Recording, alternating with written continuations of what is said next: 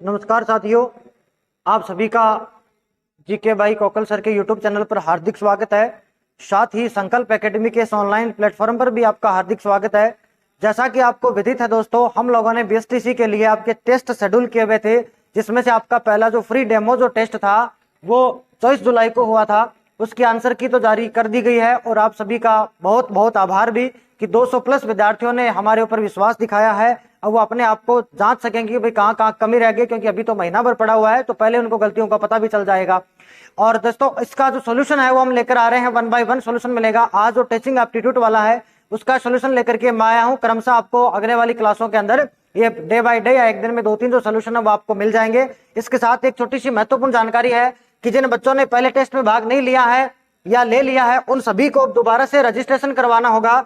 ये अगले जो टेस्ट रखे गए हैं, ये पहला टेस्ट 7 अगस्त को है, फिर 7-7 दिन के गैप से ये पहला 7 अगस्त को है, उसके बाद में देखिए 14 अगस्त को है, उसके बाद में 21 अगस्त को है और उसके बाद में 28 को आपका मन पेपर है ही। इसके लिए आपको वही काम करना है, पहले वाला ही जो नंबर है इस पे आपको रजिस्ट्रेशन करवाना है, आपका नाम और गांव लिखना है। लेकिन इसके लिए आपको पहला डेमो फ्री दिया गया था, अब आपको प्रत्येक टेस्ट के लिए 50 रुपए जो है वो जमा करवाना सशुल्क सहित, तो 150 रुपीज है वो आपको चार्ज के जमा करवाने हैं। अब देखिए उसका अपन सोल्यूशन देखते हैं। तो देखिए पहला क्वेश्चन क्या आ रहा है, ध्यान से सुनिएगा। देखो मित्रों, पहला सवाल आया अपने पास, जिसको अपन देखेंगे। जैसा पहला सवाल आया है कि शिक्षक को समाज में स्थान बनाने के लिए क्या करना चाहिए। कि भाई कोई भी शिक्षक है उसको समाज में अपना स्थान बनाना, तो उसके लिए क्या करना चाहिए। देखो पहले तो इन प्रश्नों को अपने को पॉजिटिविटी के साथ पढ़ना है, फिर अपने को देखना आराम से कि भाई कौन सा उत्तर ठीक है। इतना ही नहीं, अपने को 4 ऑप्शन पढ़ने हैं, भग के नहीं जाना है, क्योंकि इसमें कहीं कहीं आपको जैसे आपने दूसरा ही लगा दिया, क्या पता चौथे ऑप्शन में दूसरे से भी कहीं बेहतर आपके पास उत्तर हो। इसलिए अपने को चारों ही ऑप्शन ढंग से पढ़ने पड़ेंगे। बड़े आराम से अगर सोच के करोगे तो सारे के सारे सही हो जाएंगे, और जल्दबाजी में करोगे तो गलत भी हो जाएंगे। तो देखिएगा, ये पूछ रहा अपने को कि शिक्षक को समाज में स्थान बनाना है, इसके लिए क्या करना चाहिए। देखो 4 ऑप्शन अपने पास है। पहला है किसी राजनीतिक पार्टी में रहना चाहिए। देखो शिक्षक है तो शिक्षक का तो राजनीतिक पार्टी में क्या लेना देना, तो इसको तो अपन सीधा ही क्रॉस करते हैं कि भाई ये तो हो नहीं सकता। दूसरा है शिक्षक का प्यारा विद्यार्थी हो। क्या कोई शिक्षक हो जो विद्यार्थी जिसको सारे, बस शिक्षक के लिए तो सारे विद्यार्थी प्रेमी है, इसलिए इसको एक बार अपन रखेंगे, दोबारा देखते हैं आगे जाके।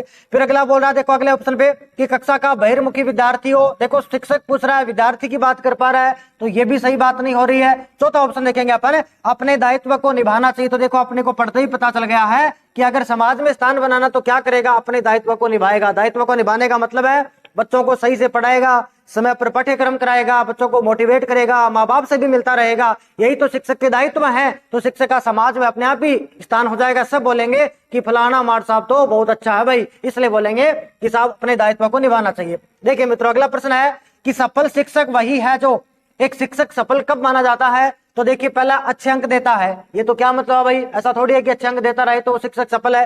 तो ये तो देखो पहले ही क्रॉस करेंगे, आपको भी ऐसा ही करना है। जो दिखे कि बिल्कुल नहीं उसको तो पहले काट दो, तो हमने पहले ही काट दिया है। दूसरा अपने पास है नियमित गृह कार्य देखता है। हो सकता है कि ये भी थोड़ा ठीक हो, तो इसको एक बार रख ही लेते हैं। कठोर अनुशासन, देखो अनुशासन रखना है लेकिन कठोर नहीं रखना है अपने को, तो कठोरता की बात होगी।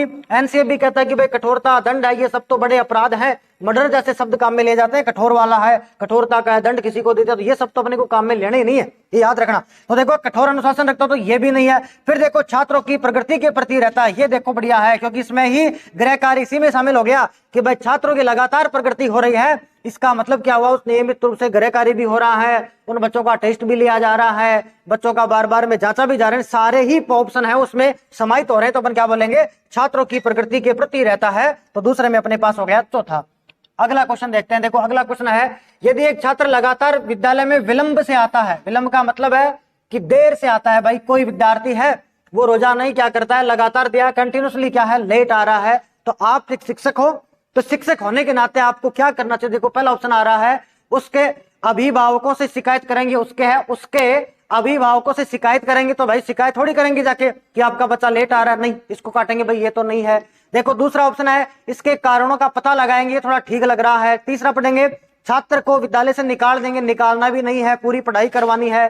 फिर अपने को दिया कि सभी छात्रों के सामने उसको दंडित करेंगे, दंड भी शब्द खराब है। तो देखो क्या मिला अपने को, इसके कारणों का पता लगाएंगे। वास्तव में कारणों का पता लगाने के लिए एक मेडिकल टर्म यूज होती है जिसको बोलते हैं निदान, और निदान के बाद में हमेशा किया जाता है उपचार। तो याद रखेंगे सबसे पहले कुछ कारण है, कुछ भी है तो उसका निदान करेंगे, डायग्नोस्ट करेंगे उसको कि भाई समस्या क्या है और फिर उसका ट्रीटमेंट देंगे। तो देखो निदान करेंगे, कारणों का पता लगाएंगे भाई क्या कारण है, क्यों घर में काम ज्यादा है या वास्तव में बच्चे की नींद खराब है, मामला क्या है, ऐसा उसको बताएंगे।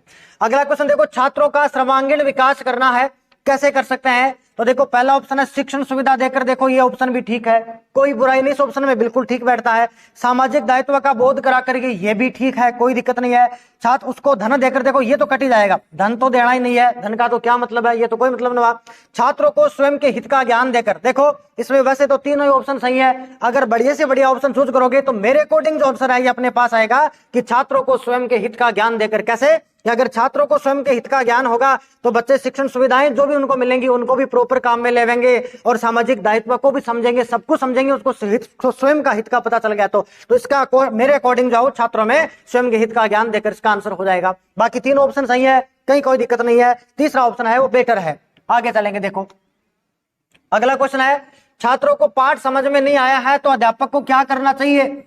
भाई आप भावी अध्यापक बनने जा रहे हैं और आपने बच्चों को पढ़ाया है कोई पाठ और बच्चों को वो पाठ समझ में ही नहीं आया तो क्या करेंगे? बोलो अगला पाठ पढ़ाएंगे? नहीं जी, अगला पाठ कैसे पढ़ा देंगे, समझ में ही नहीं आ रहा है। प्राचार्य से बात करेंगे? प्राचार्य से बात क्यों करेंगे, कमी तो हम में है, तो ये भी नहीं करेंगे। प्रश्न पूछना शुरू कर देंगे, अरे जब पाठ ही समझ में नहीं आया है तो प्रश्न कैसे पूछेंगे भाई, तो ये भी गलत है। देखो अपने आप ही मिल गया, पहला ऑप्शन पढ़ने की जरूरत नहीं है। ये भी एक ट्रिक होती है, जैसे 4 ऑप्शन दिए गए हैं तो पहले काटना सीख लो कि भाई ये तो हो नहीं सकता, जैसे मैंने काटा ना कि प्रश्न पूछेंगे, पाठ ही समझ में नहीं आया तो प्रश्न कैसे पूछेंगे, मैंने पहले काट दिया। प्राचार्य से बात करनी, क्या बात करनी प्राचार्य से, दिक्कत तो समस्या तो गुरुजी की है, बच्चों की है, तो क्या क्यों जाए प्राचार्य के पास, भाई इतनी बड़ी समस्या भी नहीं है।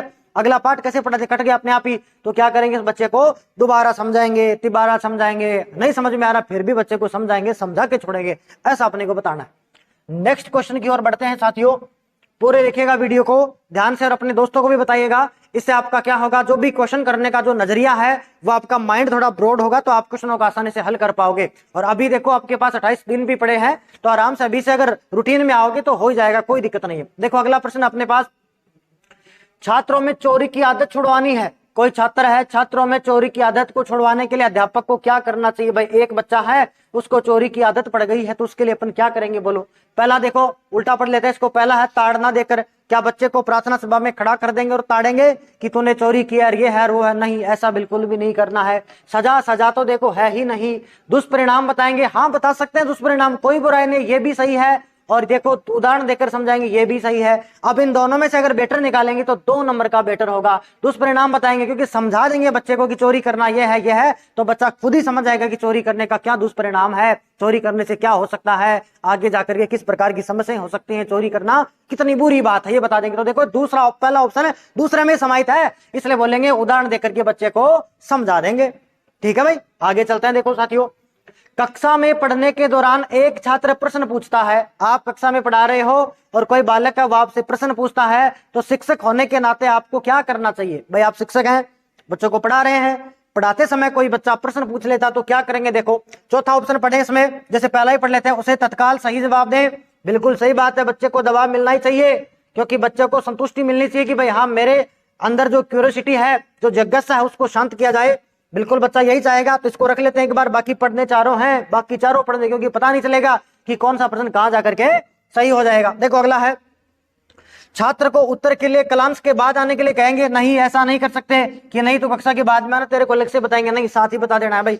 उसे डांटेंगे, देखो डांटना आ गया है तो डांटना तो है ही नहीं, ऐसा नहीं बोलेंगे कि भाई तू शिक्षण के दौरान बाधा उत्पन्न की सबको पढ़ने दे, तेरे को बाद में बताऊंगा, क्या जरूरत है पूछने की, ऐसा बिल्कुल भी नहीं करना। बच्चे को सकारात्मक, अरे जो नई एनसीएफ है वो तो ये भी कहती है कि शिक्षक बेचारा दार्शनिक है, शिक्षक जो है वो मित्रवत है बच्चों के लिए, शिक्षक जो है मोटिवेटर है, तो मोटिवेटर तो साथ साथ ही बच्चों के साथ ही रहेगा, को रिलेटिव आपको सिखाना है, पारस्परिक सहयोग के द्वारा बच्चों को सिखाना है, ऐसा ही तो कहता है।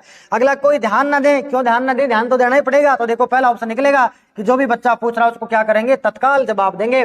क्यों देंगे जवाब? अब आप ये बोलोगे सर हमको नहीं आए तो, नहीं, गलत बात है, क्योंकि सच्चा शिक्षक वही है, एनसीएफ में भी कहा गया है कि सच्चा शिक्षक वही है जिसे अपने विषय का संपूर्ण ज्ञान हो, उसे अपने सब्जेक्ट का सारा कुछ आना ही चाहिए, ऐसा दावा किया गया है। आगे बढ़ते हैं मित्रों, देखो अगला है, कक्षा में मॉनिटर कैसा होना चाहिए? भाई मॉनिटर आप भी तो बने होंगे और आपने भी मॉनिटर बनाए होंगे, तो कैसे कैसे मॉनिटर बने होंगे देखो, पहला दिया गया है कक्षा का सबसे लोकप्रिय विद्यार्थी, ठीक हो सकता है लेकिन सारे पढ़ेंगे। शिक्षक का प्यारा विद्यार्थी, गलत बात है, शिक्षक अपनी मर्जी से नहीं बना सकता वरना बच्चे कैसे रुकेंगे भाई। मॉनिटर का काम क्या है ये तो सोचो कि जब कक्षा के अंदर अध्यापक नहीं है तो मॉनिटर मॉनिटरिंग करेगा, तो ऐसा मॉनिटर हो जिसकी सारी बच्चे बात मान सकें, वो क्लास को हैंडल भी तो करेगा। कक्षा का सबसे शक्तिशाली विद्यार्थी, नहीं, इससे तो गुंडागर्दी पनपेगी भाई। कक्षा का बहिर्मुखी विद्यार्थी, ऐसा भी कोई मतलब नहीं है कि कोई बहिर्मुखी का मतलब यही है कि जो बातें ज्यादा करता हो, जो दूसरों से सहयोगता की बातें करता हो, जो घुलता मिलता ज्यादा, उसको बहिर्मुखी बोला गया है। तो ये भी नहीं हो सकता, एक्सट्रोवर्ट भी नहीं हो सकता। तो ये देखो कक्षा का सबसे लोकप्रिय विद्यार्थी, और कक्षा में लोकप्रिय विद्यार्थी कौन होगा? जो वास्तव में पढ़ाई में अच्छा होगा, जिसका हेल्थ भी अच्छा होगा, जो नियमित रूप से स्कूल आएगा, जो गुरुजनों की बात भी मानेगा, घर वालों की बात भी मानेगा, वो विद्यार्थी कक्षा का क्या है? लोकप्रिय विद्यार्थी है। अब पूरी कक्षा में लोकप्रिय विद्यार्थी हो रहा है, इसका मतलब यही होगा कि सारे बच्चे उसकी बात मानेंगे। तो कक्षा का मॉनिटर किसको बनाएंगे मित्रों? कक्षा का सबसे लोकप्रिय विद्यार्थी। उम्मीद है समझ में आ रहा होगा, तो अपने दोस्तों को भी शेयर कीजिएगा जरूर। देखिएगा अगला 9वां क्वेश्चन आ रहा है, एक शिक्षक अपने छात्रों में मधुर संबंध किस प्रकार स्थापित कर सकता है? यानी आप एक शिक्षक हो, आपको शिक्षक मान लिया गया है क्योंकि आप प्रारंभिक तौर पे बीएसटीसी देने ही जा रहे, तो पहला स्टेप यही है।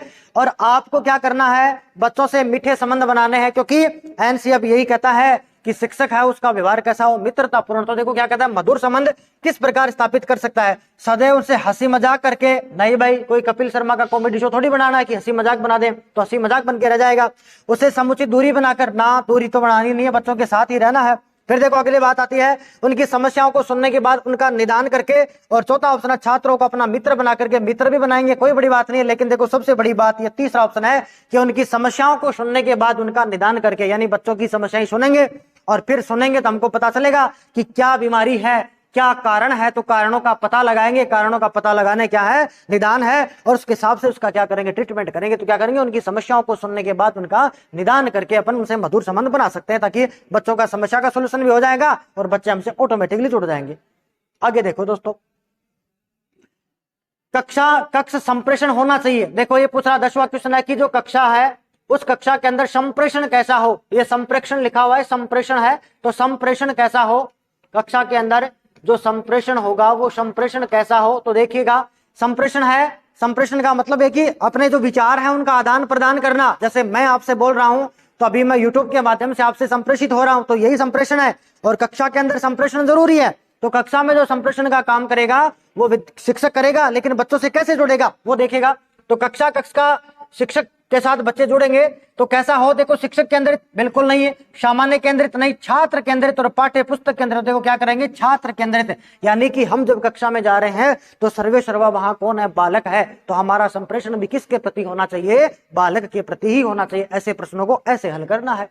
नेक्स्ट देखो, अधिगम को प्रभावित करने वाले कारकों में से कौन सा व्यक्तिगत कारक नहीं है? देखो जब भी प्रश्न आए दोस्तों तो एक तो इस नहीं है को ध्यान से पढ़ना है, क्योंकि वो अपने को वहां दिक्कत करेगा। हम बड़े पॉजिटिव लोग हैं, नहीं है को है ही पढ़ के आते हैं, तो नहीं है को नहीं है पढ़ना है। फिर देखो दूसरी इसमें बात ये व्यक्तिगत कारक है, यानी ऐसा कारक बताना है जो इंडिविजुअल नहीं हो, आदमी से जुड़ा हुआ नहीं हो। देखो मोटिवेशन, ये तो व्यक्तिगत कारक है, तो ये तो नहीं हो सकता। इच्छा शक्ति, इससे भी प्रभावित होता आदमी की खुद की इच्छा शक्ति, तो खुद से जुड़ा हुआ है। परिपक्वता, छोटा बच्चा है, उम्र बड़ी, परिपक्व है, तो ये भी क्या है? नहीं हो सकता। और फिर देखो अपने पास क्या है? रीति रिवाज है। रीति रिवाज जो है वो दोस्तों सांस्कृतिक कारक है। कौन सा है?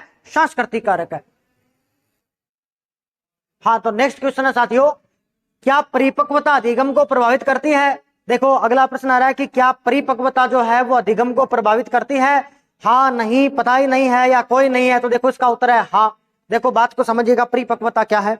परिपक्वता है जैसे जैसे उम्र बढ़ी, आपके अंदर मेच्योरिटी आई, तो मेच्योरिटी क्या है? परिपक्वता। ध्यान से सुनना, एक लाइन बोल रहा हूं, काम आएगी आपके भविष्य में भी। देखो परिपक्वता से हुआ अधिगम अधिगम नहीं है, लेकिन बिना परिपक्वता अधिगम नहीं हो सकता।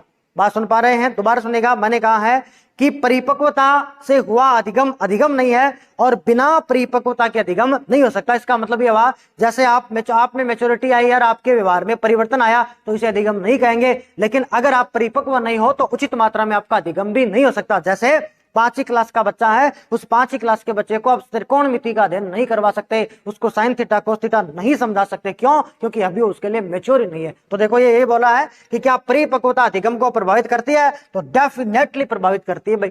नेक्स्ट क्वेश्चन की ओर बढ़ते हैं साथियों। अगला क्वेश्चन है मिलान करने वाला। देखो एक तरफ दिए गए हैं अधिगम के सिद्धांत दिए गए हैं और एक तरफ इनके प्रवर्तक दिए गए हैं, तो इसको सोल्व करना। देखो पहला है प्रयास और भूल का सिद्धांत है, ट्रायल एंड एरर की थ्योरी है, आगे कोहलर लिखा हुआ है, फिर अंतर्दृष्टि इनसाइट थ्योरी है जिसको थांडाइक लिखा हुआ आगे, फिर प्राचीन अनुबंधन शास्त्रीय अनुबंधन है इसके आगे पावलोव लिखा हुआ है, और फिर क्रिया प्रसूत सिद्धांत है इसके आगे स्किनर लिखा हुआ है। देखो क्रिया प्रसूत स्किनर का है, ठीक है, कोई दिक्कत नहीं है। इसके बाद में प्राचीन अनुबंधन पावलाव का, ये भी ठीक है, कुत्ते पर प्रयोग किया था वही था। अंतर्दृष्टि सिद्धांत देखो कोहलर का है और प्रयास और त्रुटि थांडाई का है। तो देखो एक में ब आएगा, तो यहाँ देखो एक में ब कहाँ, ये रहा एक में ब, बाकी अपने आप ही मिल जाएगा। तो आंसर कौन सा हुआ, सी हुआ। फर्स्ट में ब हो गया, सेकंड में देखो अ हो गया, फिर तीसरा सही है, चौथा का चौथा सही है, ये आपका मिल चुका है। अगला क्वेश्चन देखो, निम्न में से शिक्षण की विशेषता नहीं है। अब आपको शिक्षण दिया हुआ, आपके पहला ही चैप्टर है शिक्षण अधिगम है, उसमें थोड़ी बातें अधिगम की भी आपको पता होनी चाहिए और मोटा मोटा आपको शिक्षण भी पता होना चाहिए। तो देखो इसमें दिया हुआ है कि शिक्षण की कौन सी विशेषता नहीं है। देखो शिक्षण कला और विज्ञान दोनों है, बिल्कुल है। शिक्षण एक प्रकार की कला भी और एक प्रकार का विज्ञान भी है। कला मतलब एक प्रकार की स्ट्रैटेजी है, शिक्षण पढ़ाना किसी को एक प्रकार की कला करना जैसा एक प्रकार की आर्ट ही बता सकते हैं अपन। और विज्ञान भी है क्योंकि इसमें जो पद है वो कर्म से है, नियम से, इसलिए क्या है विज्ञान भी है। फिर देखो अगला दिया हुआ है शिक्षण के 3 चर हैं, बिल्कुल है भाई, शिक्षण के 3 चर है। तीसरे ऑप्शन में देखो शिक्षण के 3 चर दिए गए हैं, जैसे अध्यापक है, छात्र है और विषय वस्तु यानी कि पाठ्यक्रम है। तो होता है शिक्षण नियोजित है, नियोजित का मतलब है प्री प्लान्ड है। जैसे मैं यहाँ आया हूं तो मेरा शिक्षण करवाने का पहले से प्लान किया हुआ है कि मेरे को आज टीचिंग एप्टीट्यूड के क्वेश्चन सोल्व करवाने हैं, इसका मतलब शिक्षण है नियोजित भी है। अब देखो इसको पढ़ेंगे अपन, पूरा पढ़ना है। शिक्षण में शिक्षक, दार्शनिक है, मित्र और निर्देशक, बिल्कुल तीनों होते हैं, लेकिन यहाँ लिखा हुआ नहीं होते। इसका मतलब यही है क्योंकि नई एनसीएफ तो यही बोल रही है कि शिक्षण के अंदर और एक निर्मितवाद भी आया था, वो भी ये कहता था कि शिक्षण में शिक्षक, दार्शनिक हो, मित्र हो, निर्देशक हो, बच्चे को मोटिवेट करने वाले हो। यहाँ लिख दिया नहीं है, इसका मतलब ये रॉन्ग हो गया है। बड़ा ध्यान से पढ़ने वाला प्रश्न था। अगला क्वेश्चन देखो, कौन सी एक विशेषता है जो शिक्षण को शिक्षा से अलग नहीं करती। कहने का मतलब एक ऐसा अपने को ढूंढना है जो शिक्षा और जो आपका शिक्षण है इन दोनों में अलग अलग हो। तो देखो व्यापकता बिल्कुल ये तो अलग करती है, क्यों, क्योंकि शिक्षा बड़ी व्यापक है, शिक्षण उसका छोटा पार्ट है। लक्ष्य भी बता सकते हैं, शिक्षा का लक्ष्य बड़ा है, शिक्षण का लक्ष्य छोटा है। शिक्षा जैसे आम आदमी का सर्वांगीण विकास करना हो सकता है, लेकिन शिक्षण जैसे एक छोटा पार्ट हो सकता है, जैसे नैतिक शिक्षा देनी हो, जैसे टीचिंग एप्टीट्यूड पढ़ाना हो। फिर सीमितता बिल्कुल है, देखो शिक्षण सीमित है जबकि शिक्षा असीमित है, खूब सारा बड़ा है। इसका मतलब ये तीनों ही बातें ठीक हैं। और इसमें पूछा था नहीं करती, तो इसका उत्तर हो जाएगा कोई नहीं, इनमें से कोई नहीं, नन ऑफ दीज। अगला क्वेश्चन आ रहा देखो, कौन सा शिक्षण का सूत्र नहीं हो सकता। फिर अपने को ध्यान देना नहीं पर कि कौन सा है जो शिक्षण का सूत्र नहीं हो सकता। तो देखो पहला है ज्ञात से अज्ञात की ओर, बिल्कुल सही हो सकता है। पहले बच्चे को ज्ञात चीजें बताएंगे और फिर अज्ञात की तरफ ले जाएंगे। ज्ञात चीजें जैसे बच्चे को बता देंगे कि जैसे कोई ब्याज सिखाना है तो बच्चे को सिखाएंगे देखो साधारण सा ब्याज ये होता है, इस प्रकार से पैसे आते हैं, ब्याज के ब्याज लगता है, इससे चक्रवृद्धि ब्याज होता है। और फिर जो अज्ञात बातें हैं कि जैसे दर को आधा कब किया जाता है, अपने को समय को दुगुना कब किया जाता है, किस किस प्रोसीजर में क्या हो, वहां तक लेके जाते हैं। तो बोलते हैं अज्ञात से अज्ञात की ओर। शिक्षण जो विशिष्ट से सामान्य की ओर, जो विशिष्ट से सामान्य की ओर पढ़ाएंगे। देखो उदाहरण से नियम की ओर चलते हैं अपन। सामान्य का मतलब नियम है, पहले बच्चे को उदाहरण दिए जाते हैं और फिर उदाहरणों से नियम बनाया जाता है। जैसे दीर्घ संधि पढ़ाई जाए तो पहले एग्जाम्पल दिए जाएंगे कि बेटा ए प्लस आ करो, आ होएगा, ई प्लस बडी करो, बडी होएगा। फिर बच्चा नियम निकाल लेगा कि कोई भी अपने पास कोई भी स्वर हो और अगर दीर्घ स्वर दो, एक दीर्घ स्वर मिल जाएगा तो हमेशा दीर्घ स्वर ही बनेगा, इसी को दीर्घ संधि कहा गया था। यानी विशिष्ट से सामान्य की ओर है। फिर दिया गया देखो शिक्षण जटिल से सरल की ओर है, ये बात गलत है, इसका मतलब यही इसमें सही है। और अगला दिया गया मूर्त से अमूर्त की ओर, पहले बच्चे को मूर्त चीजें दिखाएंगे फिर उसको अमूर्तता की ओर ले जाएंगे। मूर्त का मतलब है जिसको छुआ जा सके, जिसको पहचाना जा सके। जैसे कोई भी चीज पढ़ाने में, जैसे बच्चे को अपन पढ़ावे, श्वसन तंत्र पढ़ावे तो अपने बता देंगे भाई पौधा है तो पौधे को बच्चा छू भी लेगा, लेकिन श्वसन की प्रक्रिया को नहीं छू पाएगा। तो पहले बच्चे को मूर्त चीजें सिखाएंगे, फिर धीरे धीरे धीरे धीरे उसको क्या करेंगे, अमूर्तता की ओर ले जाएंगे। देखो इसमें ऑप्शन ये गलत क्यों किया, जटिल से सरल नहीं, शिक्षण सूत्र होता है सरल से जटिल। आप बच्चे को शुरू में जटिल प्रश्नावली पढ़ा दो, बच्चा डर जाएगा, आएगा ही नहीं पढ़ने के लिए। इसलिए क्या करेंगे, पहले सरल चीजें पढ़ाएंगे और बाद में जटिल चीजें पढ़ाएंगे। तो सरल से जटिल की ओर यानी उल्टा है। अगला देखो, अगला दिया गया है शिक्षण का संकलित अर्थ है, संकलित नहीं संकुचित अर्थ था कि शिक्षा का संकुचित अर्थ क्या है। संकुचित का मतलब क्या हुआ, छोटे तौर पे क्या देखेंगे, तो छोटे तौर पे कि शिक्षा शिक्षण कैसा है, औपचारिक है। यानी शिक्षण तभी होता है जब सीखने वाला और सिखाने वाला दोनों इंटरेक्ट करें, दोनों आमने सामने हो, तभी आपका क्या होता है, शिक्षण होता है। इसलिए अपन क्या बोलते हैं, एक प्रकार का औपचारिक होने क्या इसकी संकीर्णता को दर्शाता है। अगले क्वेश्चन की ओर बढ़ते हैं। देखो एक परिभाषा पूछी गई है कि शिक्षण में एक परिपक्व व्यक्ति एक कम परिपक्व व्यक्ति को शिक्षा प्रदान करता है। यह कथन किसका है, तो सीधा ही रटने वाला ही था, मोरिसन का कथन था। किसका कथन है, मोरिसन ने ऐसा कहा था कि शिक्षण की प्रक्रिया में एक अधिक ज्ञान जो रखता है और एक जो कम ज्ञान रखता है, जो अधिक ज्ञान वाला व्यक्ति कम ज्ञान वाले व्यक्ति को शिक्षण करवाता है। यही क्या एक प्रकार का शिक्षण और एक प्रकार की क्या शिक्षा है भाई। इसके बाद में देखो सत्य कथन नहीं है। अगला क्या, सत्य कथन नहीं है। तो देखिएगा शिक्षा का स्वरूप व्यापक है, बिल्कुल है भाई। शिक्षा बड़ी है, शिक्षण छोटा है, तो बिल्कुल सही बात है। शिक्षण केवल औपचारिक होता है, ये भी ठीक बात है। शिक्षण केवल औपचारिक होता है, ये भी ठीक बात है। और फिर देखो अगला दिया सभी सत्य हैं, और एक दिया हुआ है एडम ने शिक्षण को, यहाँ एग्जाम में आपको करवाया होगा, 3 ध्रुव है, 3 ध्रुव है। तो देखो एडम्स ने बताए थे शिक्षण के 2 ही ध्रुव है, और यहाँ अपने को मिला था 3 ध्रुव। इसका मतलब जो असत्य कथन था वो ये वाला हो गया था। तो इसमें कौन सा सही था, तीसरा ऑप्शन था। क्यों, क्योंकि त्रिध्रुवी जो बताया था वो रायबरन ने बताया था, त्रिध्रुवी जॉन डीवी ने बताया था। देखो एक तो कौन था, एक तो था जॉन डीवी और एक था रायबरन। इन दोनों ने कहा था कि भाई शिक्षण की जो क्रिया है वो त्रिध्रुवी है। त्रिध्रुवी में एक तो आपके पास शिक्षक बैठा होगा और एक आपके पास छात्र होंगे। ये आपस में बात नहीं करेंगे, ये हमेशा क्या करेंगे, पाठ्यक्रम डिस्कस करेंगे, सिलेबस डिस्कस करेंगे, विषय वस्तु को डिस्कस करेंगे। तो 3 ध्रुव बताए थे किसने, रायबरन ने, जबकि एडम्स ने 2 ही बताए थे। कहा था एक तो शिक्षक होता है और दूसरा छात्र होता है। अगला देखो, अगला क्वेश्चन है, महत्वपूर्ण क्वेश्चन है, कई बच्चों का इस पे डाउट भी था आंसर की को लेकर के, देख लिएगा। देखो पहला दिया हुआ अपने पास, नेता के रूप में शिक्षक का कौन सा गुण नहीं है, यानी नेता के रूप में शिक्षक का कौन सा गुण नहीं है। तो देखो शिक्षक को नेता मान रहे हैं यहाँ पर अपन, तो देखो विषय का ज्ञान ये तो होना चाहिए भाई, यहाँ नहीं पूछा था तो विषय का ज्ञान तो होना ही चाहिए। शिक्षक हमेशा ही कर्तव्यनिष्ठ हो, बिल्कुल अपने कर्तव्य का पालन करने वाला हो। शिक्षक हमेशा आशावादी हो, आशा करता हो कि ये बच्चा आज नहीं सीख पा रहा है, आगे तो बेचारा सीख ही लेगा, ऐसा होना चाहिए। यहाँ देखो संप्रेषण में श्रेष्ठता होनी चाहिए शिक्षक के, अगर संप्रेषण में श्रेष्ठता होगी तभी वो अपनी बातें डिलीवर कर पाएगा बच्चों को। यहां लिखा हुआ संप्रेषण में कमी, इसका मतलब आंसर 2 नंबर हो जाएगा। आगे बढ़ते हैं मित्रों, अगला है उच्चतम नेतृत्व का कौन सा गुण है। देखो उच्चतम नेतृत्व का गुण कौन सा है, तो देखो मतलब नेतृत्व करना है, कोई नेता है और नेता उच्च नेता है, जो उच्च नेतृत्व करता है उसका कौन सा गुण है। देखो दूरदर्शिता, देखो दूरदर्शिता होती है, नहीं होती, इसका मतलब ये गलत है। संघर्षी होता है, संघर्षशील होना चाहिए नेता, लेकिन असंघर्षी लिखा हुआ है, इसका मतलब ये भी नहीं है।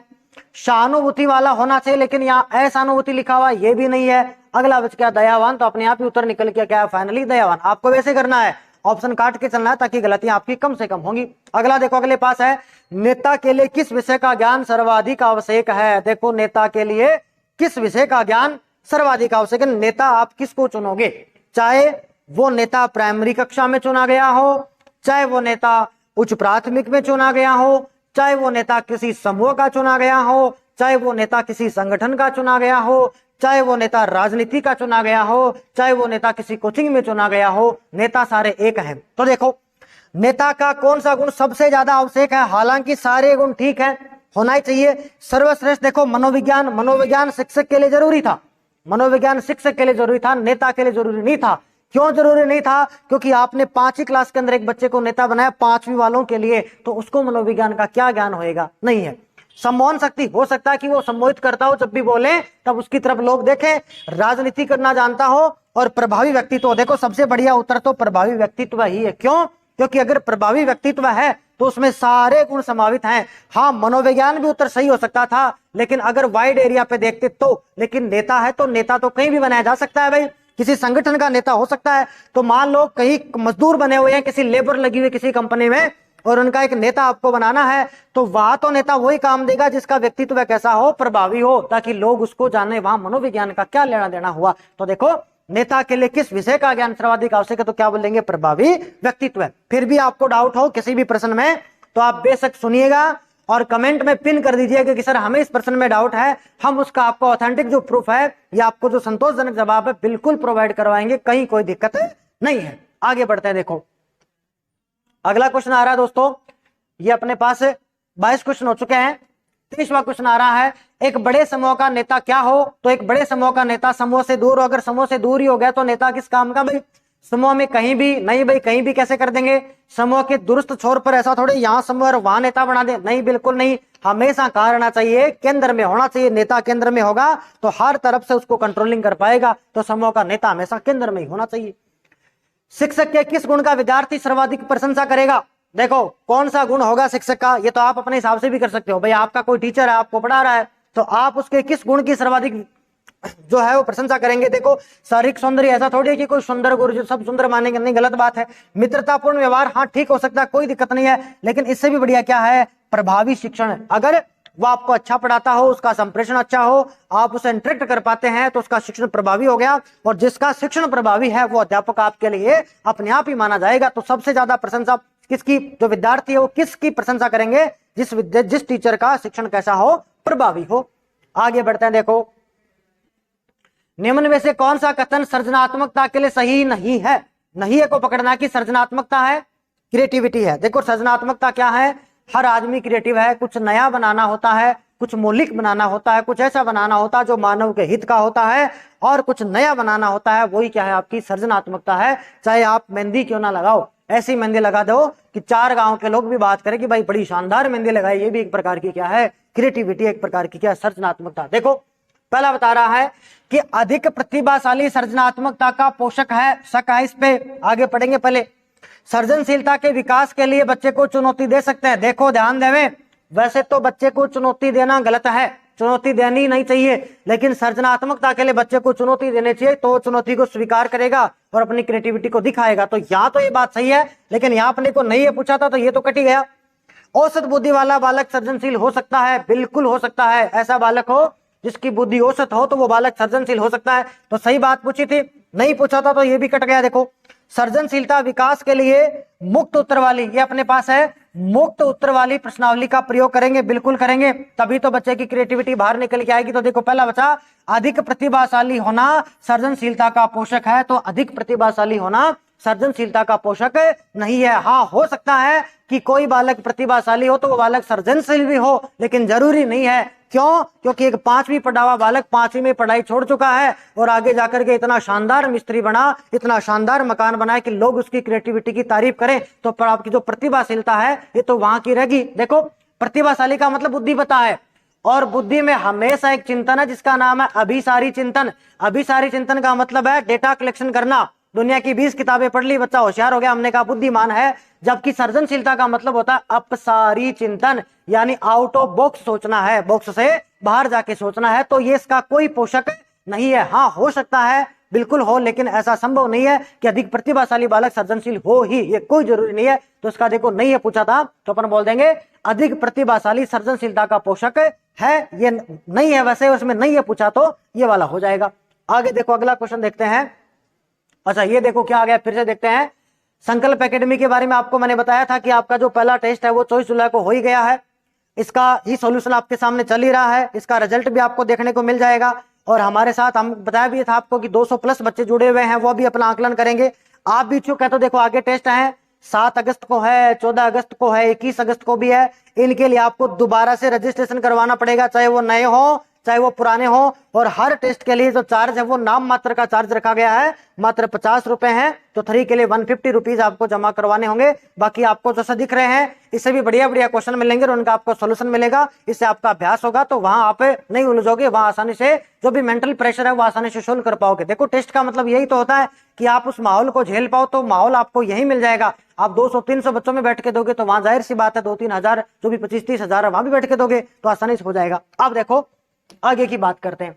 अगला क्वेश्चन देखो, सृजनशीलता के विकास के लिए अध्यापक को अपने विद्यार्थी को कैसा रखना चाहिए? देखो पहला दिया गया कार्य केंद्रित हो, दूसरा लक्ष्य केंद्रित हो, तीसरा उपरोक्त दोनों, और चौथा इनमें से कोई नहीं। देखो बहुत से बच्चे ये सोचते हैं कि एक तो उपरोक्त सभी आंसर हो तो वही टिका दें तो लगभग सही होता है, एक जैसे 2 आ जाए उपरोक्त दोनों सही है वो टिका दें तो सही होता है, लेकिन आजकल ऐसा नहीं होता है, पहले हो जाया करता था। देखो ये बोल रहा है कि सृजनशीलता का विकास करना है तो विद्यार्थी को क्या रखना है, कार्य केंद्रित रखेंगे या लक्ष्य केंद्रित? देखो इसका आंसर है कार्य केंद्रित। ओनली क्या करना है, काम पे ही फोकस करवाना, टारगेट पे नहीं। कैसे? जैसे आपने बच्चों को कोई नाव दी और ये कहा कि आपको कागज की नाव बनानी है, अब आप उनको लक्ष्य दे रहे हो टारगेट दे दिया कि आपको भाई 10 नाव बनानी है, तो बच्चे में सृजनशीलता नहीं आएगी, बच्चा अपनी क्रिएटिविटी नहीं दिखाएगा, वो टारगेट उठाएगा कि 10 बनानी है, 1 घंटे में बना के दे ही देगा, तो सृजनशीलता नहीं आई। इसके बजाय आप बच्चे को एक ही नाव देते, बोलते भाई एक ही नाव बना, इसमें पूरी कलाकारी करनी है, तो बच्चा आराम से बैठता, आराम से पेंटिंग करता, आराम से बनाता। तो ज्यादा क्रिएटिविटी किस में आई, जब बच्चे को कहां रखा गया, कार्य केंद्रित रखा गया। याद रखना है, आया हुआ क्वेश्चन है कि सृजनशीलता के विकास के लिए अध्यापक को कैसा रखना है, बच्चे को हमेशा कार्य केंद्रित रखना है, उसके काम में उसको रखना है। आगे देखो अगला क्वेश्चन आ रहा है, एक बालक अनुपयोगी प्लास्टिक थैलियों से कलात्मक वस्तु बनाता है, तो ये बच्चा कैसा हो सकता है। देखो अनुपयोगी है, कोई काम में नहीं आ रहा, फिर भी कलात्मक वस्तु बना रहा है, तो कैसा बच्चा है, सृजनशील बच्चा है। कैसा बच्चा है, क्रिएटिव बच्चा है, नई नई क्रिएटिविटी करता है। अगला क्वेश्चन है देखो, हाँ देखो सृजनात्मकता टॉपिक है, आपके कम से कम 7 से 8 क्वेश्चन आएंगे, उसी अनुपात में यहाँ क्वेश्चन लिए गए हैं। सृजनात्मकता के लिए कौन सा चिंतन अति आवश्यक है, अभी मैंने थोड़ी देर पहले बताया था कि कौन सा चिंतन चाहिए, अपसारी चिंतन चाहिए, आउट ऑफ बॉक्स चिंतन चाहिए, आपको बॉक्स से बाहर सोचना पड़ेगा। देखो आपने देखा होगा ना, एक तो देखो अभिसारी लेंस है, एक अपसारी लेंस है। अभिसारी लेंस तो छोटी कक्षाओं में आपने पढ़ा होगा कि प्रकाश की किरणों को एक बिंदु पे फोकसित करता है, और ये वाला क्या करता है, फैलाने का काम करता है। तो ये तो बुद्धि है, अभिसारी तो क्या है, बुद्धि है। क्यों, क्योंकि आपने हिस्ट्री पढ़ ली, पॉलिटिकल पढ़ लिया, ज्योग्राफी पढ़ लिया, इकोनॉमिक्स पढ़ लिया, सारा डेटा कलेक्ट कर लिया, इसका मतलब आप बुद्धिमान हो गए। हम यही तो कहते हैं, जिसके पास जितना ज्यादा डेटा है माइंड में, वो उतना ही ज्यादा बुद्धिमान है। जबकि सृजनशीलता में तो अपने को चारों ओर सोचना पड़ेगा, उसकी पॉजिटिव बातें, नेगेटिव बातें, आउट ऑफ बॉक्स सोचना पड़ेगा। तो सृजनशीलता के लिए हमेशा कौन सा चिंतन चाहिए, अपसारी चिंतन चाहिए। देखो पहले किताबें चलती थी एनसीईआरटी की, वहां जरूर दिया गया था एक बार कि जो गिलफर्ड है वो सृजनात्मकता को अभिसारी चिंतन मानता है, लेकिन बाद में वो करेक्शन हो गया, तो अभी इसके लिए क्या अपने पास अपसारी चिंतन ही है, यही मानना अपने को, और यही इसका सही भी है। आगे बढ़ते हैं, देखो सीसी, ये देखो अपने पास है सतत और व्यापक मूल्यांकन है, अपना कंटिन्यूस और कॉम्प्रिहेंसिव इवोल्यूशन है। किस प्रकार की व्यापकता नहीं है, देखो इसमें कुछ एक व्यापकताएं बताई गई हैं, 5 प्रकार की व्यापकताएं बताई है। अवसर की व्यापकता इसमें है, विषय वस्तु की है, उपकरणों की है, बुद्धि की व्यापकता नहीं है, तो इसका आंसर क्या होगा, बुद्धि की। इसके अलावा इसमें देखो आपको दायरे की व्यापकता मिल जाएगी, आपको अवसर की व्यापकता होगी, विषय वस्तु उपकरणों की, दायरे की व्यापकता, इस प्रकार की व्यापकताएं, बुद्धि की कोई व्यापकता नहीं। इसका मतलब यह है कि बच्चे का मूल्यांकन करने के लिए खूब सारे अवसर दिए जाएं। ऐसा मतलब नहीं है कि आपने एक टेस्ट लिया, बच्चा बीमार था, नंबर नहीं ला पाया, तो आपने घोषणा कर दी कि बच्चा कमजोर है, उसको खूब सारे अवसर प्रोवाइड करो, बार बार टेस्ट लो ताकि बच्चा करे। विषय वस्तु ये भी नहीं है कि बच्चा गणित में कमजोर था तो आपने सब में ही कमजोर बना दिया, हो सकता है कि उसका हिस्ट्री बढ़िया हो सकता है उसका हिंदी बढ़िया हो, तो अवसर दो। उपकरण वही बदलो, उपकरण बदलो, कहने का मतलब यह है कि पेन पेपर वाला ही नहीं है, एक्टिविटीज भी कराओ। तभी तो आजकल आ रखा है ABL कक्ष बनते हैं, एक्टिविटी बेस्ड लर्निंग वाले बनते हैं, जिनमें एक्टिविटी करवाई जाती है। तो उपकरण बदलो, पेन पेपर पे नहीं करवाना है, बच्चे से गीत गलवा दो, खिलवा दो, खेल खेल में सिखा दो। तो उपकरणों की व्यापकता, बुद्धि की कोई व्यापकता नहीं है। इसके अलावा दायरे की व्यापकता भी है कि बच्चे के लिए दायरा बढ़ाओ। दायरे का मतलब कक्षा में नहीं, कक्षा से बाहर भी उसका मूल्यांकन करो और मूल्यांकन की पद्धतियां बदलो, यही आपका सीसी है। तो बुद्धि इसमें नहीं है। अगला क्वेश्चन है देखो, 30वां क्वेश्चन है, बच्चों की सृजनशीलता का विकास नहीं किया जा सकता। देखो प्रश्न को ध्यान से पढ़ना है, नहीं किया जा सकता, यानी कैसा करेगा जो सृजनशीलता के विकास को रोकेगा। तो देखो पहला है अवसर प्रदान करने में, भाई अगर अवसर प्रदान करेंगे तो क्रिएटिविटी का विकास होगा, यानी बात सही है लेकिन क्वेश्चन के अकॉर्डिंग गलत है, ऐसे लगा लिया करो कि बात तो सही है लेकिन प्रश्न के अकॉर्डिंग तो गलत है। फिर देखो किसी विषय की सूचनाएं देकर के, हाँ भाई बिल्कुल सूचनाएं देंगे तो बच्चा और नई नई जानकारी सीखेगा, हो सकता है कि कोई नई चीज ही बना ले, तो बात सही है लेकिन यहाँ ये बात गलत है। अब देखो उपरोक्त सभी तो होगा नहीं क्योंकि एक ऑप्शन अपने को चुना, तो ये तो वैसे ही कट गया।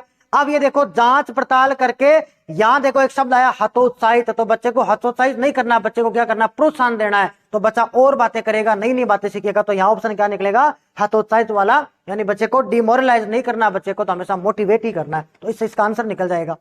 अगला देखो, अगला प्रश्न है, शिक्षण एक पारस्परिक क्रिया है। देखो शिक्षण है, आप बच्चे को पढ़ा रहे हो तो एक क्रिया हो रही है जिसको कोरिलेटिव अपन ऑपरेशन बोलते हैं। ये किसके बीच में हो रहा है, तो हर कोई बता देगा, बच्चा बच्चा जानता है कि जब पढ़ाया जाता है तो शिक्षक माता पिता का तो क्या ही लेना देना है, छात्र छात्र का हो सकता है हो, आजकल चलता भी ऐसा, लेकिन उसमें भी शिक्षक जरूरी है, क्योंकि एक निर्मितवाद नया कंसेप्ट आ रखा है जिसको अपन निर्मितवाद बोलाते हैं। वो तो यही कहता है कि सबसे बढ़िया तो ये है कि बच्चा ही बच्चे को सिखाए, आराम से सीखेगा, लेकिन वहां गुरुजी जरूरी है, गुरुजी की सीमितता जरूरी है। तो देखो यहाँ शिक्षण पारस्परिक क्रिया तो है, लेकिन कैसा है, जो शिक्षक और किसके मध्य हो, छात्र के मध्य हो। तो इसका आंसर क्या हो जाएगा, बी वाला।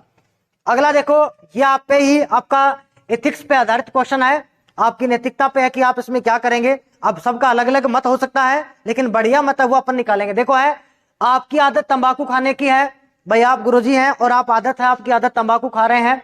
ऐसा करते समय कुछ बच्चे हैं वो आपको देख लेते हैं कि साहब गुरुजी तो तंबाकू लगा ही रहे हैं, तो आप क्या करेंगे बोलो? तंबाकू छोड़ देंगे, बच्चों को अनदेखा करेंगे, या स्कूल ही छोड़ देंगे, या बच्चों के सामने नहीं खाएंगे? तो देखो कुछ तो बोलेंगे तंबाकू छोड़ ही देंगे। अरे नहीं छोड़ सकते, क्यों? क्योंकि एक मनोवैज्ञानिक हुआ था जिसका नाम था ड्राइडेन।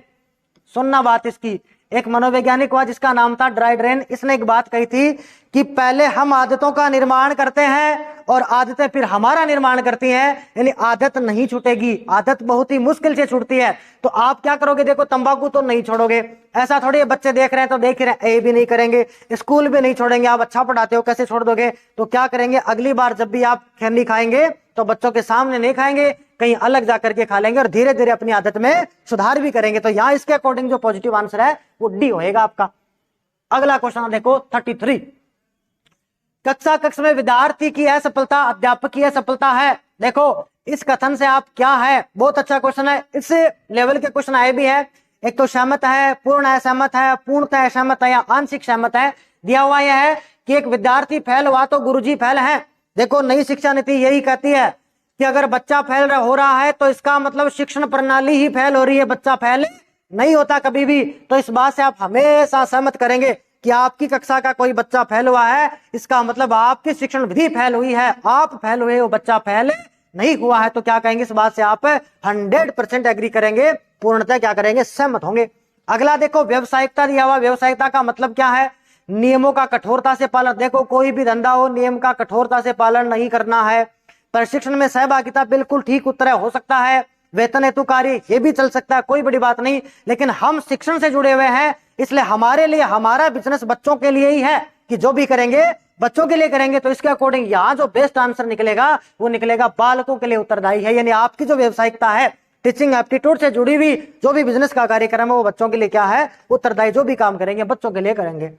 अगला देखो, अगला क्वेश्चन है 35 का 35, विद्यालय में किस पाठ्य सहगामी क्रिया के आयोजन के दौरान आप प्राथमिकता देंगे? यानी आप बच्चों को पढ़ा रहे हैं और पाठ्य सहगामी क्रिया है कि बच्चे को पाठ पढ़ाने के साथ साथ आप क्या क्या क्रियाएं कर रहे हैं जिससे कि बच्चा सीख जावे, तो इनमें से आप किसको ज्यादा महत्व देंगे? एक तो देखो अंतः क्रियात्मक सामूहिक क्रिया को देंगे, व्यक्तिगत क्रिया को देंगे, जिसमें मॉनिटर की रुचि उसको देंगे, या कोई नहीं? देखो कोई नहीं, इसको तो काट ही दो। फिर जिसमें मॉनिटर की रुचि, ऐसा थोड़ी है कि जो मॉनिटर बोलेगा वही बात मानेंगे, बिल्कुल गलत बात। हालांकि लोकप्रिय बच्चे को मॉनिटर बनाया है, बात रखनी होगी तब होगी, लेकिन हम यहाँ क्या कर रहे हैं? पाठ्य सहगामी क्रियाएं करवा रहे हैं, बच्चों को पढ़वा रहे हैं, एक्टिविटी करवा रहे हैं। व्यक्तिगत क्रिया भी नहीं, अकेले बच्चे को भी नहीं, सबसे बढ़िया क्या? कोरिलेटिव करेंगे, यानी अंतः क्रियात्मक सामूहिक क्रिया करवाएंगे, ताकि जो नए बोलने वाले बच्चे हैं, जो कम बोलने वाले बच्चे हैं, वो भी क्या करेंगे? सीख जाएंगे। तो सबसे बढ़िया है कोरिलेटिव वाली क्रिया करवाएंगे। एक देखो, एक बालक हकलाता है, इसका कारण क्या है? देखो कोई बच्चा है वो जब भी बोलता है तो बेचारा हकला जाता है, इसका कारण क्या है? देखो साइंटिफिकली अपन देखेंगे तो वो बच्चा बिल्कुल स्वस्थ है और औसत बच्चों से कहीं ज्यादा है। वास्तव में है क्या, मैं आपको बता देता हूं कि जो भी बच्चा हकलाता है उसका मतलब ये हुआ कि उसका माइंड ज्यादा काम करता है, लेकिन उसके जो बॉडी ऑर्गन्स हैं, बॉडी जो और पार्ट्स हैं, वो उसके अकॉर्डिंग काम नहीं कर पाते हैं। जैसे वो माइंड में 4 बातें ज्यादा सोच लेता है और जीभ उसके अकॉर्डिंग उच्चारण नहीं कर पाती है, तो बच्चा वास्तव में होशियार है, बिल्कुल होशियार है। अपन बोलते भी हैं, जैसे कोई बालक दिव्यांग है तो अपन बोलते हैं ये दिव्यांग नहीं है, इसके पास तो एक इंद्री ज्यादा है, ये ज्यादा काम करता, कहीं ना कहीं वो आपको किसी न किसी काम में फर्स्ट आपको मिलेगा ही मिलेगा। इसका मतलब यह है दबाव के कारण नहीं अखलाता है, डर भी नहीं है, संवेगों का दमन भी नहीं है, केवल क्या? संवेगों का तीव्र प्रवाह, यानी उसके संवेग है वो ज्यादा तीव्र प्रवाहित हो जाते हैं, इसलिए जीभ उसका कंट्रोल नहीं कर पाती, तो बेचारा क्या करता है? हकलाता है। और हम लोग उसका मजाक बनाते बिल्कुल भी नहीं। ऐसे बच्चों के लिए हमने समावेशी शिक्षा का कंसेप्ट लिया है कि सब बच्चों को साथ पढ़ाएंगे, एक साथ पढ़ाएंगे, ताकि बच्चे के अंदर हीन भावना का विकास नहीं हो कि तू अपंग है या तू दिव्यांग है। आजकल अपंग बोलना भी पाप है, बच्चों को दिव्यांग बुलाया जाएगा। मोदी जी ने शब्द काम में लिया था कि ऐसे बच्चों को हम क्या बोलेंगे? दिव्यांग बच्चे होंगे। तो ऐसे दिव्यांग बच्चे हैं, सभी बच्चों के साथ ही पढ़ाएंगे अपन। ऐसे क्वेश्चन बार बार आते भी है कि जैसे क्लास के अंदर कुछ बच्चे बैठे हैं, हॉकी खेलने जा रहे हैं, एक बच्चा है जो दिव्यांग है, जिससे पैर से चल नहीं पाता, बैसाखी का प्रयोग करता है, तो एक अध्यापक का दायित्व क्या होगा? तो ऐसा नहीं कि तू बैठ, तेरे से नहीं खेलना, उसको बोलेंगे अरे रमेश, जैसे रमेश नाम का लड़का, तो बोलेंगे अरे रमेश तू भी यार खेलने के लिए तेरी बैसाखी को काम में क्यों नहीं लेता, तू भी तो खेल, ताकि रमेश क्या होगा? मोटिवेट होगा। तो ये तो बोलेंगे अपन, ऐसे बच्चों को साथ रखना अपने को। आगे चलते हैं, देखो 37 आ रहा है। देखो संप्रेषण करना है, और संप्रेषण कम्युनिकेशन में सर्वे सामग्री कौन सी है? देखो 3 प्रकार की सामग्री है, मोटी मोटी बताएं आपको। तो एक तो अपने पास है सर्वे, एक अपने पास अपन बोलेंगे दृश्य सामग्री, और एक बताएंगे अपन दृश्य और श्रव्य सामग्री। श्रव्य भी है और साथ में दृश्य भी है। तो देखो श्रव्य सामग्री वो है जिससे केवल आवाज आए, जैसे रेडियो हो गया, आपका टेप रिकॉर्डर हो गया। दृश्य सामग्री जिसको देख पाए, जैसे कक्षा के अंदर बना हुआ श्यामपट्ट जो होता है, ब्लैक बोर्ड जो होता है, बुक जो होती है, वो कैसा है आपका दृश्य है। या मूक फिल्म भी है जिसमें आवाज नहीं आती है, वो भी दृश्य है। और दृश्य श्रव्य जैसे आप मेरे को देख ही रहे हो नवीनतम जो स्मार्ट बोर्ड लगा हुआ है, या मैं कह दूं यूट्यूब के माध्यम से आप पढ़ रहे हो, तो आप मुझे देख भी पा रहे हो, सुन भी पा रहे हो, इसको क्या कहते हैं श्रव्य दृश्य सामग्री। वास्तव में अमुद्रित सामग्री है। किस प्रकार की है? अमुद्रित। मुद्रित वाले हो जाएंगे, जैसे पाठ्यक्रम हो गया, चार्ट हो गया, फ्लो चार्ट बना दिया, एटलस बना दिया, वो सारे मुद्रित वाले। अमुद्रित है तो देखो कंप्यूटर में दोनों काम साथ हैं, इन्हें दृश्य श्रव्य नहीं होएगा। टेप रिकॉर्डर बिल्कुल हो ही गया अपने पास, ये अपने पढ़ा। टीवी दृश्य श्रव्य, सीडी डीवीडी अपने देखा है, दोनों चलते हैं, उसमें ऑडियो भी आता है, साथ में वीडियो भी आ रहा है, तो श्रव्य दृश्य हो गया। तो इसका आंसर श्रव्य सामग्री पूछा हुआ है। ऑडिबल पूछा हुआ तो ऑडिबल क्या अपने पास टेप रिकॉर्डर। हालांकि टेप रिकॉर्डर, इसके लिए एक लाइन और आती है कि रेडियो की सीमाओं को कम करता है। क्या करता है? रेडियो की सीमाओं को कम करता है। कैसे? जैसे रेडियो पर तो कोई चीज प्रसारित होगी एट ए टाइम उतनी होगी, लेकिन उसकी सीमा है कि उसको आप दोबारा नहीं सुन पाते। एक बार प्रसारण हो गया दोबारा नहीं सुनेंगे। इसके लिए हमने क्या काम में लिया? टेप रिकॉर्डर काम में लिया, ताकि उसको रिकॉर्ड करके बार बार भी सुन सकते हैं। ये क्वेश्चन आया हुआ है कि रेडियो की सीमाओं को कौन दूर करता है, तो कौन करता है? टेप रिकॉर्डर करता है। आगे देखो, संप्रेषण की क्रिया का क्रम क्या है? ये कारण नहीं, ये क्रम है। सीक्वेंस पूछा कि आप किसी से संप्रेषण करोगे तो क्या करोगे। देखो सबसे पहले स्रोत सही है और बाद में इसने प्राप्तकर्ता दे दिया, ये बात गलत है, क्योंकि प्राप्तकर्ता तो एंड में आएगा भाई। फिर देखो अपने पास दिया हुआ है स्रोत है, बिल्कुल ठीक बात है। फिर किस माध्यम से अपन देंगे, ये भी ठीक है। इसके बाद में एक पद आता है एनकोडिंग। एनकोडिंग का मतलब होता है कि अपन जो भी डेटा लिख रहे हैं उसको लिखित रूप में बना दे, तो वो एनकोडिंग है। और एनकोडिंग के बाद में होता है डिकोडिंग, और डिकोडिंग के बाद में क्या होता है? प्राप्तकर्ता। तो देखो यही क्रम है, सही है। इसमें प्राप्तकर्ता पहले आ गया, इसमें माध्यम देखो पहले आ गया। पहले स्रोत है, उसके बाद में माध्यम है, फिर एनकोडिंग है, फिर डिकोडिंग है, फिर अपने पास रिसीवर है, और लास्ट में इसमें फीडबैक बहुत जरूरी है। अगर फीडबैक नहीं मिला है तो संप्रेषण अधूरा है। बिना पृष्ठपोषण के, बिना फीडबैक के संप्रेषण नहीं हो सकता। तो एक प्रकार का एक क्रम है अपने पास, तो ऑप्शन बी हो जाएगा। आगे 39 है, देखो निम्न में से अशाब्दिक संप्रेषण है, यानी आपको शब्द काम में नहीं लेने हैं। देखो वार्ता करना, मैं आपसे बात कर पा रहा हूं, मैं शब्द काम में ले पा रहा हूं, इसका मतलब ये तो शाब्दिक है, नहीं होएगा। दूसरा देखो कहानी है, इसमें भी शब्द लिखे जाते हैं, तो ये भी क्या है? शाब्दिक नहीं होएगा। डायरी लिख रहा हूं मैं, कोई मेरी आदत है डायरी लिखने की, कुछ लोगों की होती है, आपने धारावाहिक फिल्मों में देखा होगा कोई डायरी लिखता है, तो ये भी सब लेखन है शाब्दिक का। स्पर्श करना, जैसे किसी चीज को मैंने स्पर्श करके बता दिया है, टच करके बता दिया है, छू के बता दिया। जैसे ब्रेल लिपि वाले बच्चे पढ़ते हैं, अंधे बच्चे जो पढ़ते हैं वो स्पर्श करके पढ़ते हैं, तो वहां शब्दों का खेल नहीं है, वहां क्या है? अशाब्दिक वाला है। तो इसमें अशाब्दिक पूछा है तो क्या हो जाएगा? स्पर्श वाला है। आगे देखो अगला, अच्छा सेम में क्वेश्चन आ गया, मैंने जो बोला वही देखो। अंधे बालकों के लिए कौन सी संप्रेषण सहायक है? तो अंधे बालक है तो बोलो किससे सीखेंगे भाई? ब्रेल लिपि। कुछ लोग देखेंगे कि चक्षु संप्रेषण है भाई, चक्षु आंख, नयन, नेत्र, लोचन, चक्षु, पर्यायवाची पढ़ लेंगे। अब ये तो उनके लिए है जिनकी आंखें सही हैं। हम चक्षु संप्रेषण करते हैं ना, इशारों इशारों में बात करते हैं, जैसे कोई वो है ऊंची तान दे, कोई ऐसे कर दे, यूं करके करते हैं ना अपन, वही तो है। वाणी संप्रेषण बोल के यस नो हाँ करते रहते हैं, तो वाणी वाला इनमें से कोई है नहीं। तो जो बच्चे अंधे हैं उनके लिए अपन क्या करेंगे?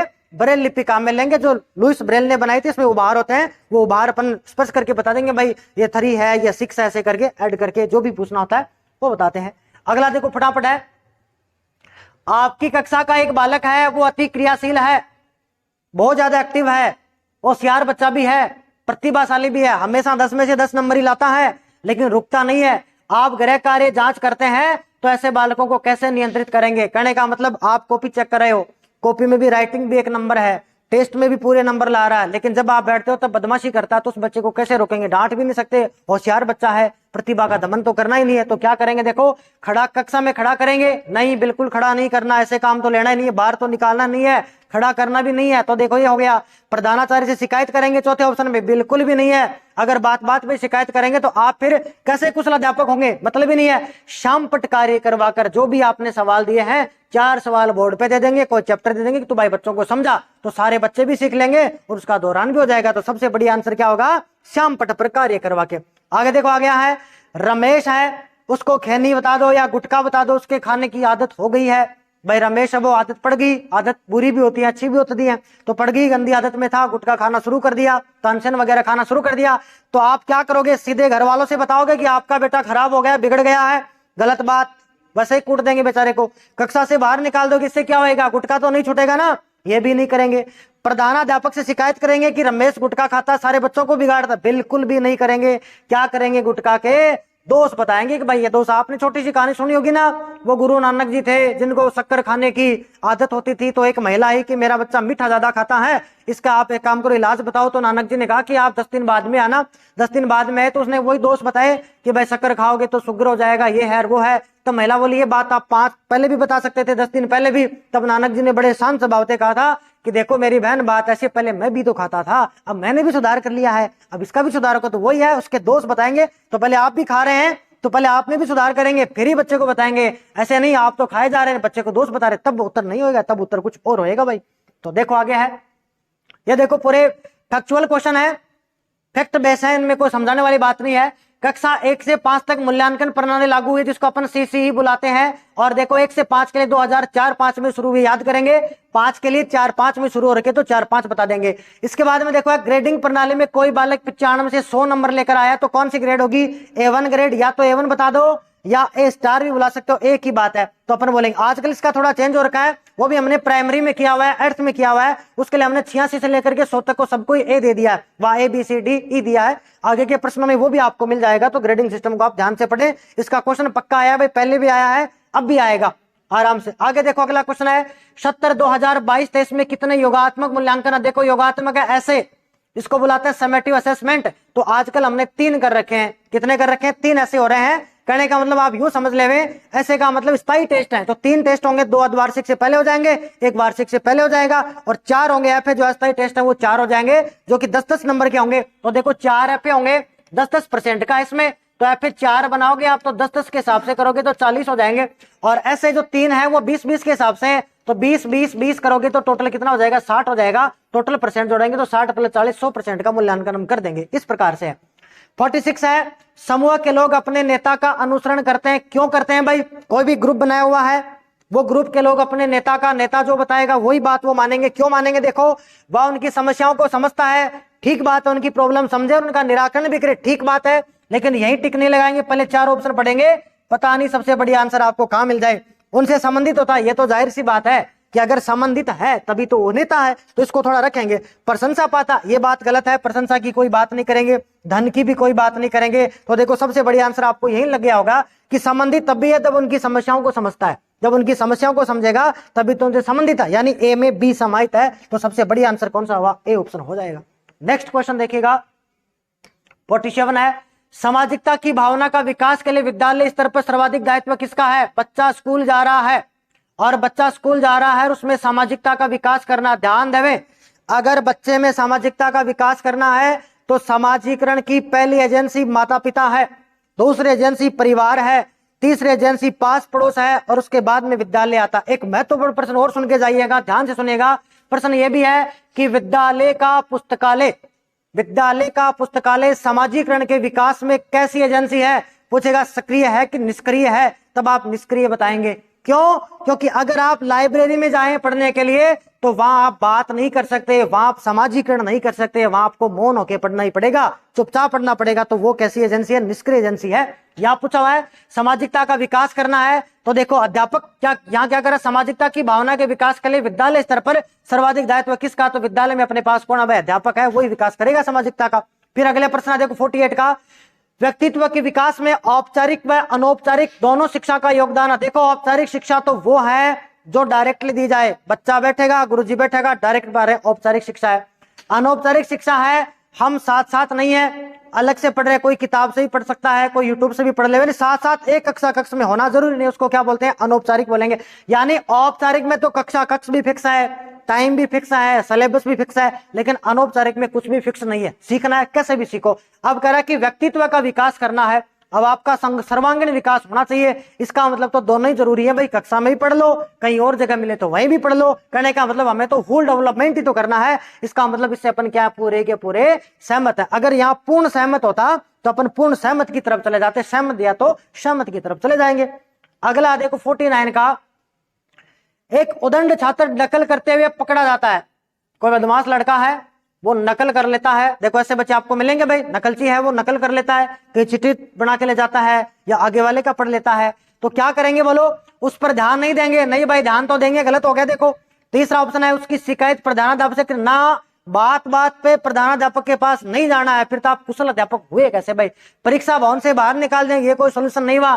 क्या करेंगे, नियमानुसार कार्य करेंगे। अगर यहां नियमानुसार कार्य नहीं करेंगे तो ये याद रखना, नकल करने को बढ़ावा मिलेगा। इसलिए नियमानुसार कार्यवाही, अगर वहां नियम लिखा हुआ कि एक पेपर से हटाना तो हटा देंगे, कोई बुराई नहीं है। वहां लिखा हुआ कि थोड़ा बहुत दंड देना है तो थोड़ा बहुत दंड का भी प्रयोग कर सकते हैं, कोई बुराई नहीं है। तो नियमानुसार कार्य करेंगे।